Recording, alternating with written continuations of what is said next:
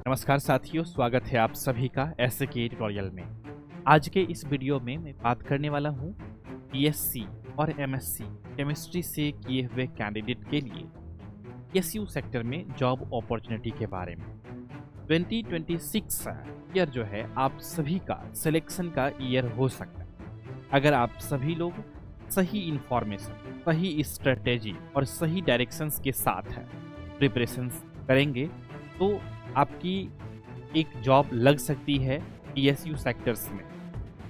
ये video specially dedicated है उन कैंडिडेट के लिए जो बीएससी केमिस्ट्री या फिर एमएससी केमिस्ट्री कर चुके हैं या कर रहे हैं और चाहते हैं कि जल्द से जल्द किसी गवर्नमेंट ऑर्गेनाइजेशंस में पीएसयू सेक्टर्स में सिलेक्शंस लेकर के लाइफ को सक्सेसफुल बना करके एक स्टेबिलिटी ला लें। तो सही रास्ता, सही डायरेक्शंस और सही स्ट्रेटेजी के बारे में आज के इस वीडियो में आप सभी को बताने वाला हूँ।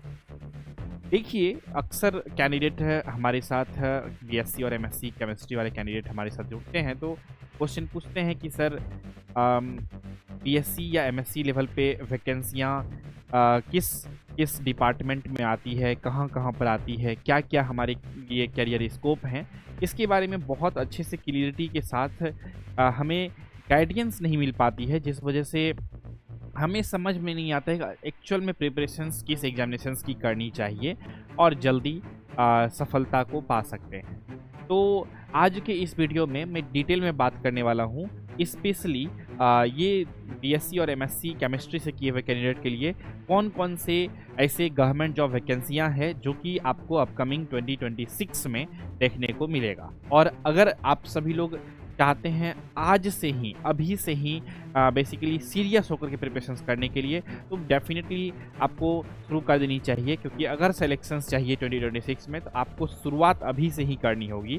और ऑलमोस्ट बहुत सारे कैंडिडेट शुरू कर चुके हैं, क्योंकि हमारे साथ बहुत सारे कैंडिडेट पहले से भी जुड़े हुए हैं और कुछ कैंडिडेट आए दिन नए नए जुड़ते हैं। हो सकता है आप हमें फर्स्ट टाइम देख रहे होंगे, हमारे वीडियोज़ में पहली बार आए होंगे, तो मैं आप सभी की जानकारी के लिए बताना चाहूँगा अपने बारे में थोड़ा सा कि मैं पीएसयू एग्जामिनेशंस के लिए पिछले 10 सालों से पढ़ा रहा हूँ और अलग अलग पीएसयू जैसे कि आईओसीएल, एचपीसीएल, बीपीसीएल, सेल, भेल, गेल और एनएफएल जैसे अलग अलग और भी पीएसयूज में हमारे द्वारा पढ़ाए गए कैंडिडेट, गाइड किए हुए कैंडिडेट ऑलरेडी पीएसयू सेक्टर्स में जॉब कर रहे हैं और उम्मीद है कि अपकमिंग डेज में आप सभी लोग भी सेलेक्ट होकर के पीएसयू सेक्टर्स में जॉब करेंगे और बेहतर ढंग से आप सभी लोग अपना करियर को एक नई डायरेक्शंस को दे पाएंगे। तो चलिए आज के इस एपिसोड की शुरुआत करते हैं। जो है वो अलग अलग कैटेगरी में कैटेगराइज की जाती है। कुछ पीएसयूज महारत्न होते हैं, कुछ पीएसयू नवरत्न होते हैं, कुछ पीएसयू मिनी रत्न होते हैं। ये पीएसयू का जो कैटेगरी है अलग अलग, ये उसके कह सकते हैं मार्केट वैल्यू या कह सकते हैं उसका टोटल रिवेन्यू पे डिपेंड करता है और उसका मार्केट शेयर कितना है, बहुत सारे फैक्टर्स पे डिपेंड करता है। लेकिन मैं आपको आसान भाषा में समझाने के लिए बस इतना ही मैं बता रहा हूँ। बहुत ज़्यादा डिटेल में हम लोगों को जानने की आवश्यकता भी नहीं है, बस अलग अलग कैटेगरी में हम लोग पीएसयू को कैटेगराइज करते हैं। तो इंडिया में टोटल जो है ना 250 प्लस पीएसयूज है और जिसमें से महारत्न पीएसयूज जो है, जिसको हम लोग सबसे बड़ी सीपीएसई बोलते हैं, हाईएस्ट ऑटोनॉमी जो है, वो 13 महारत्न कंपनी है इंडिया में। और इसमें अगर आपका सिलेक्शन होती है ना तो जॉब हो गया, फैसिलिटी, सैलरी, आपका रहने के लिए क्वार्टर, बहुत सारा जो रहता है वो प्रीमियम लेवल का रहता है, कहते हैं एक एडवांस लेवल का रहता है अगर आपका इसमें सिलेक्शन होता है। इसीलिए मैक्सिमम कैंडिडेट का सपना होता है कि महारत्न पीएसयू में सिलेक्शन हो। जैसे कि इंडियन ऑयल कॉर्पोरेशन लिमिटेड महारत्न पीएसयू है, steel authority of India limited है, महारत्न पीएसयू है, ठीक है। तो इसलिए इसके बाद नवरत्न आता है, मंझौले स्तर की स्वायत्ता वाली सीपीएसई, ये टोटल इंडिया में 16 है अभी। मिनी रत्न कैटेगरी 1 में अच्छी लाभप्रद वाली कंपनियां होती है और मिनी रत्न कैटेगरी 2 में छोटी मगर स्थिर कंपनियां होती है, तो यहाँ पे 12 है। तो इस तरह से अब मैं यहाँ पे आप सभी को महारत्न पीएसयूज के जो 13 हमने बताया आप सभी को, तो वो कौन कौन से पीएसयूज हैं जिसमें आप सभी को वैकेंसीज देखने को मिलने वाला है बीएससी और एमएससी केमिस्ट्री के लेवल पे। 2026 में लगभग में सभी पीएसयू में वैकेंसीज आप सभी को देखने को मिलेगा।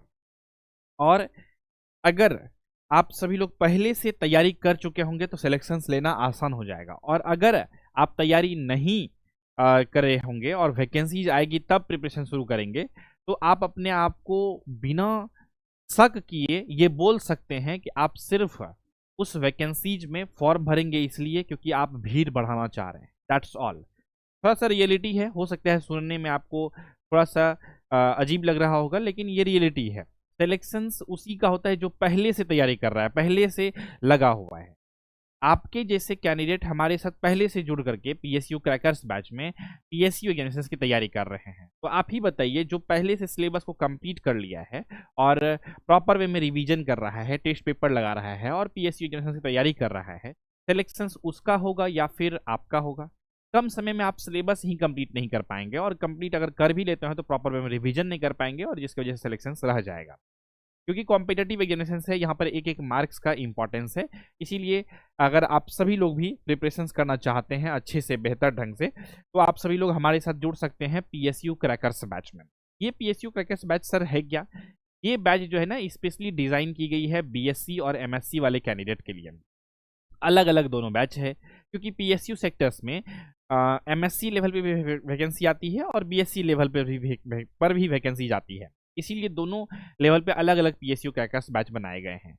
ये बैच जो है अनलिमिटेड वैलिडिटी के साथ आती है। इसका मतलब ये है कि ये बैच में अगर आप लोग जुड़ जाते हैं तो आपका बैच का वैलिडिटी तब तक रहेगा, यानी कि आप एसके ट्यूटोरियल ऐप पर तब तक पढ़ पाएंगे जब तक आपका किसी न किसी फाइनल रूप से किसी न किसी पीएसयू में सिलेक्शंस नहीं हो जाता है।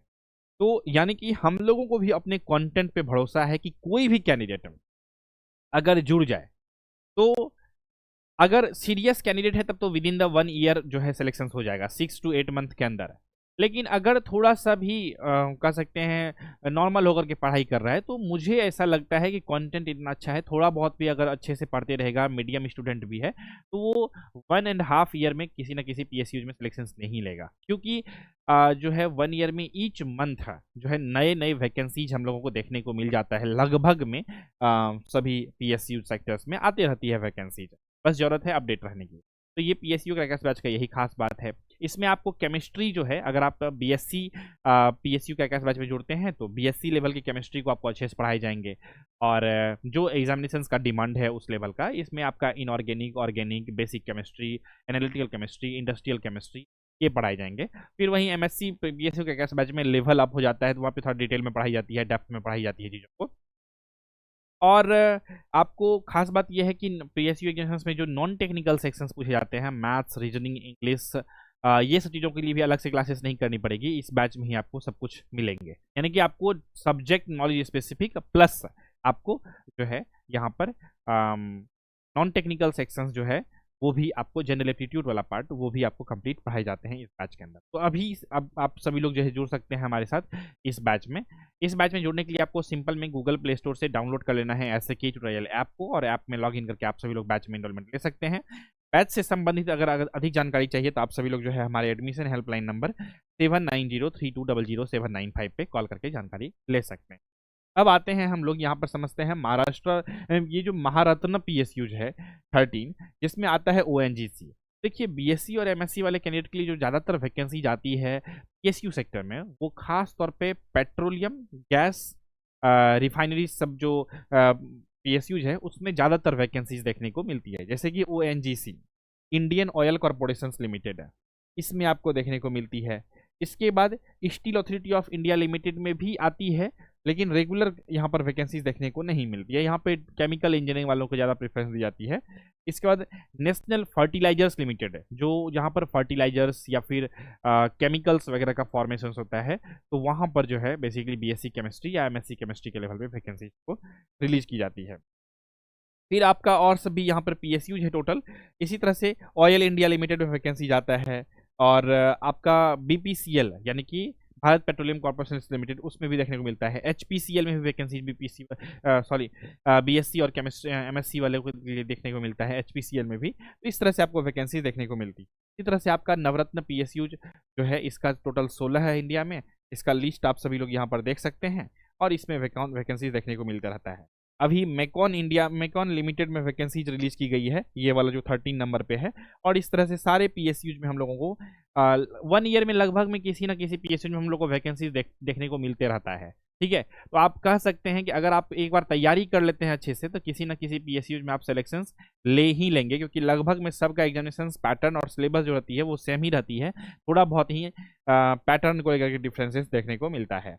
अब यहाँ पर महारत्ना पीएसयू जो है, इसमें जो वैकेंसी आती है वो अलग अलग एजुकेशनल क्वालिफिकेशंस के बेसिस पर आती है, और बीएससी वालों के लिए भी आती है और एमएससी वालों के लिए भी आती है। ठीक है, तो ये थी आप सभी के लिए कंप्लीट इन्फॉर्मेशंस। और ये जो है आपका पीएसयू फाउंडेशन कोर्स या फिर पीएसयू क्रैकर्स बैच कह लीजिए, इसके बारे में आपको कंप्लीट इन्फॉर्मेशंस जो है यहाँ पर दी गई है। तो आप सभी लोग बीएससी या एमएससी कैंडिडेट हैं तो बीएससी या एमएससी पीएसयू क्रैकर्स बैच में इनरोलमेंट ले सकते हैं।